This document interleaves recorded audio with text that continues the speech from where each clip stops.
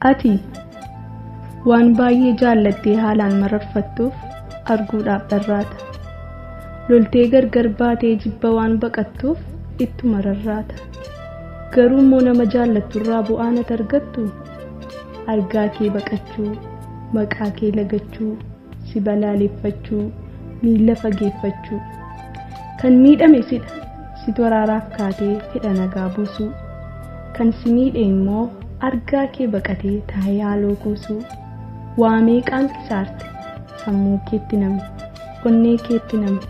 Kan feetuun argan ati itti boossa, namni sitti qoosa.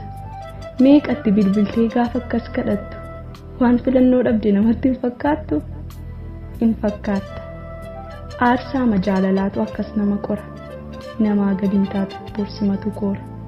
Jabaadhu.